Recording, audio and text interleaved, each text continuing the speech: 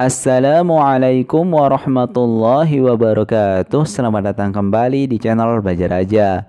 Di video kali ini kita akan membahas materi PPKN kelas 11 bab 5, mewaspadai ancaman terhadap kedudukan Negara Kesatuan Republik Indonesia, dengan subbab yang kedua, strategi mengatasi berbagai ancaman terhadap I-Polexosbud-Hankam dalam membangun integrasi nasional.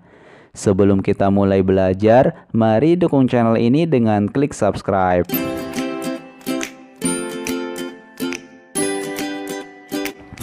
Seperti yang diungkapkan pada bagian sebelumnya, bahwa globalisasi telah berpengaruh kepada semua bidang kehidupan, di antaranya dalam bidang politik, ekonomi, sosial budaya, serta pertahanan dan keamanan. Berkaitan dengan hal tersebut, Indonesia sebagai bangsa yang besar harus mempunyai sikap yang tegas terhadap segala pengaruh negatif yang datang dari luar sebagai wujud dari globalisasi. Hal itu penting dilakukan untuk menjalankan strategi pertahanan dalam menghadapi berbagai macam ancaman. Nah, berikut ini dipaparkan strategi yang dilakukan oleh bangsa Indonesia dalam menghadapi berbagai macam ancaman dalam bidang I-Polexosbud-Hankam. Yang pertama, strategi mengatasi ancaman di bidang ideologi dan politik. Indonesia sebagai negara yang menganut paham demokrasi Pancasila harus mampu menumbuhkan pemerintahan yang kuat, mandiri, dan tahan uji, serta mampu mengelola konflik kepentingan. Bangsa Indonesia harus mampu menunjukkan eksistensinya sebagai negara yang kuat dan mandiri, namun tidak meninggalkan kemitraan dan kerjasama dengan negara-negara lain dalam hubungan yang seimbang, saling menguntungkan, saling menghormati, dan menghargai hak dan kewajiban masing-masing. Nah, untuk mencapai hal tersebut, bangsa Indonesia harus segera mewujudkan hal-hal sebagai berikut. Yang pertama, mengembangkan demokrasi politik. Yang kedua, mengaktifkan masyarakat sipil dalam arena politik. Yang ketiga, mengadakan reformasi lembaga-lembaga politik agar menjalankan fungsi dan peranannya secara baik dan benar. Yang keempat, memperkuat kepercayaan rakyat dengan cara menegakkan pemerintahan yang bersih dan berwibawa. Yang kelima, menegakkan supremasi hukum.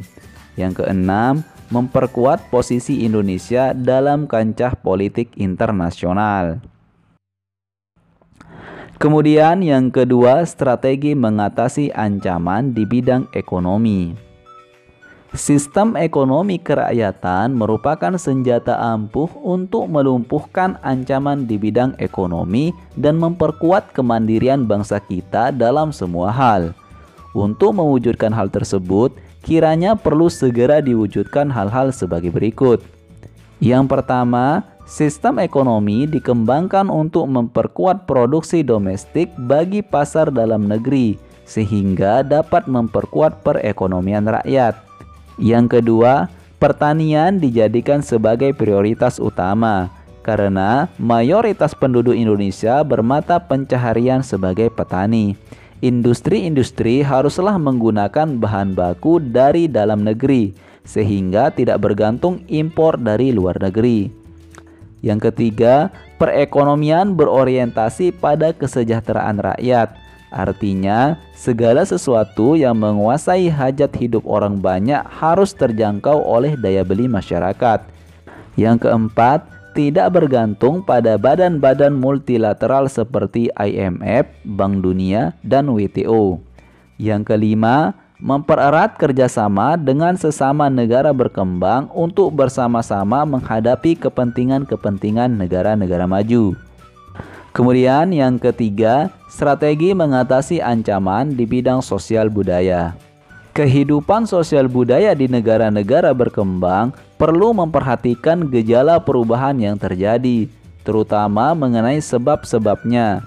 Banyak faktor yang mungkin menimbulkan perubahan sosial, di antaranya yang memegang peranan penting ialah faktor teknologi dan kebudayaan. Faktor-faktor itu berasal dari dalam maupun dari luar. Biasanya yang berasal dari luar lebih banyak yang menimbulkan perubahan. Dalam menghadapi pengaruh dari luar yang dapat membahayakan kelangsungan hidup sosial budaya, bangsa Indonesia berusaha memelihara keseimbangan dan keselarasan fundamental, yaitu keseimbangan antara manusia dengan alam semesta, manusia dengan masyarakat, manusia dengan Tuhan, keseimbangan kemajuan lahir dan kesejahteraan batin. Kesadaran akan perlunya keseimbangan dan keserasian melahirkan toleransi yang tinggi, sehingga dapat menjadi bangsa yang berbineka dan bertekad untuk selalu hidup bersatu. Kemudian yang keempat, strategi mengatasi ancaman di bidang pertahanan dan keamanan.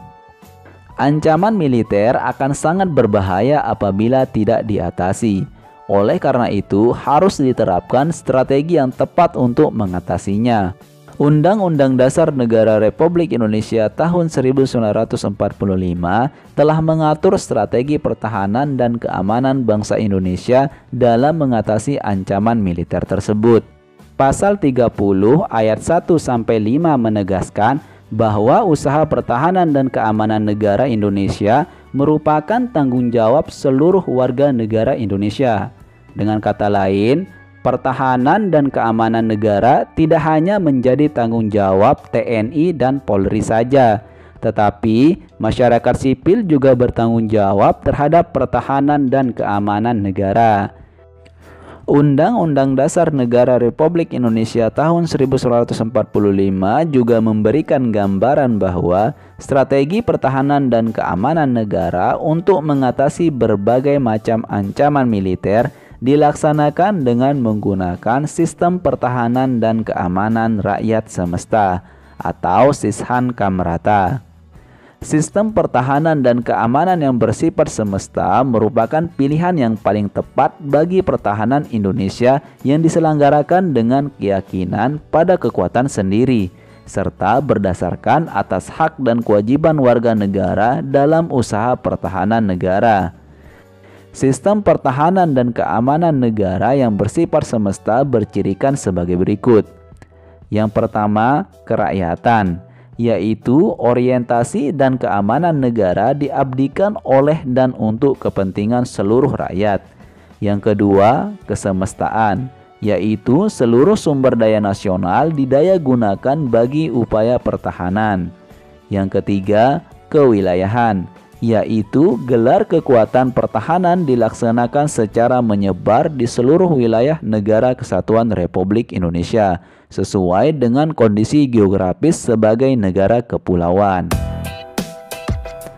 Nah, demikianlah pembahasan kita di subbab yang kedua ini, dan berakhirlah pembahasan kita pada bab 5 ini. Dan untuk bab 6 akan dibahas pada video-video selanjutnya. Jadi ikuti terus channel ini dengan klik subscribe dan nyalakan loncengnya. Semoga bermanfaat. Terima kasih. Wassalamualaikum warahmatullahi wabarakatuh.